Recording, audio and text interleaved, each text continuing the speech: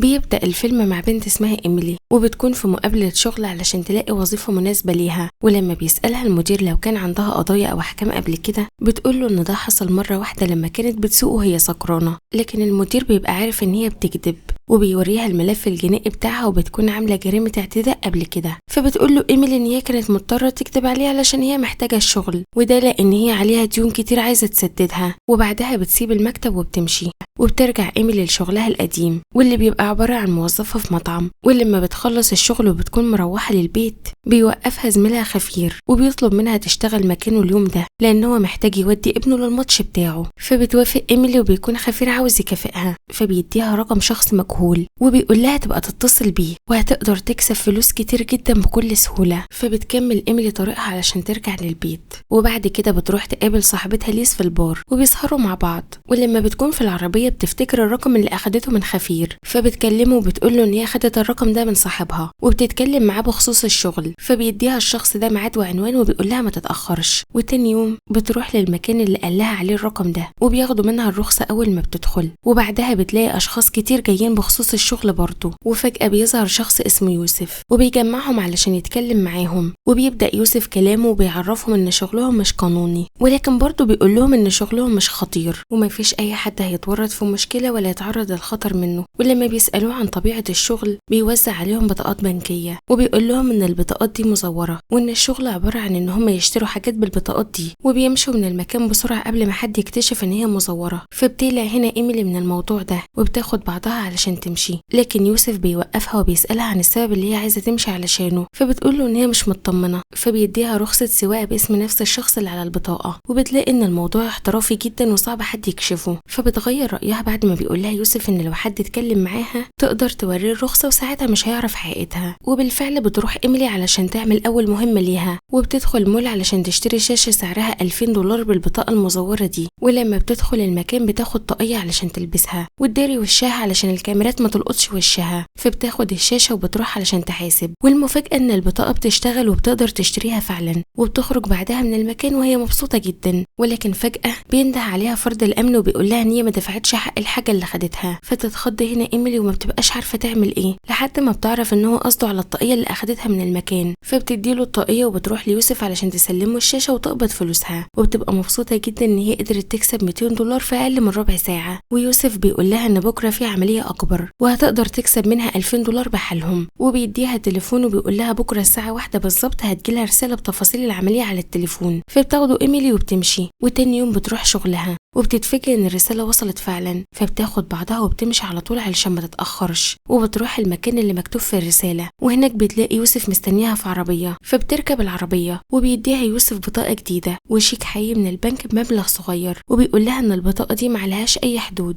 وتقدر تشتري بأي مبلغ هي عايزاه، وبيقول لها ان المهمة دي عبارة عن ان هي تشتري عربية وهتسدد جزء من المبلغ بالشيك والباقي بالبطاقة، وبيعرفها ان البنك لما يعرف ان في فلوس اتسددت بمبلغ كبير زي ده بياخد 8 دقايق بالظبط علشان يتحقق من البطاقة، فهي معاها 8 دقايق من أول ما تدفع تمن العربية لحد ما تخرج من المكان علشان تقدر تهرب.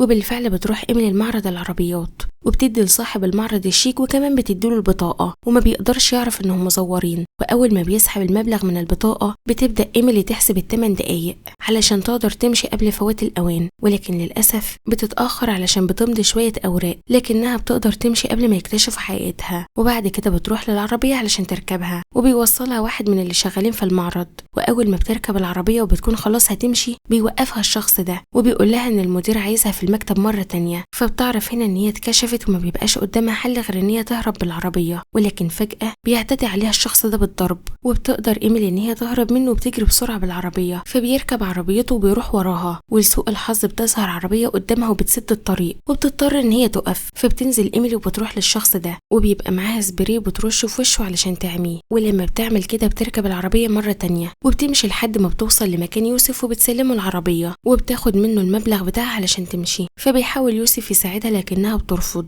فبيروح وراها وبيشوفها وهي حالتها سيئة جدا وبيحس بالذنب ناحيتها، فبيقرر ان هو يوصلها للبيت، وفي الطريق بيسألها لو في أي وسيلة تانية تقدر تكسب بيها فلوس، فبتعرفه ان ده الحل الوحيد اللي قدامها علشان عليها ديون كتير. ولما بيوصلوا البيت بيساعدها وبيديها تلج علشان تحطه على الجرح. وبتتكلم مع ايميلي وبتقوله ان هي عايزه تتعلم اللي هو بيعمله، لكنه مش بيرد عليها، وبيقول لها ان رقمه موجود على التليفون معاها. وبعد كده بيمشي. وتاني يوم بتروح ايميلي لشغلها وبيقول لها خفير ان المدير عايز يتكلم معاها. ولما بتروح علشان تكلمه بيقول لها ان هي مشيت امبارح من الشغل في نص اليوم ومشيت من غير ما تستأذن. فبتعتذر له على ده وبتقوله ان الموضوع كان مهم وخارج عن ارادتها، لكنه مش بيقتنع وبيقول لها ان هو يخصم لها من مرتبها. فبتحاول ايميلي تخليه يرجع في كلامه، لكنه بيبقى مصمم فبتسيبه وبتمشي. ووقتها بتعرف ان مفيش قدامها حل غير ان هي ترجع ليوسف. وبالفعل بتكلمه وبتروح تزوره وبتقدر تقنعه يعلمها ازاي بيزور البطايق اللي معاها وبيوريها الطريقه، وبيعرفها ان هو معاه داتا بارقام البطايق المزوره وهو هيقدر يديها الارقام دي ويعلمها ازاي تطبعها في البطايق. ولما بيوريها الطريقه بيطلب منها تجرب بنفسها علشان يتاكد انها اتعلمت.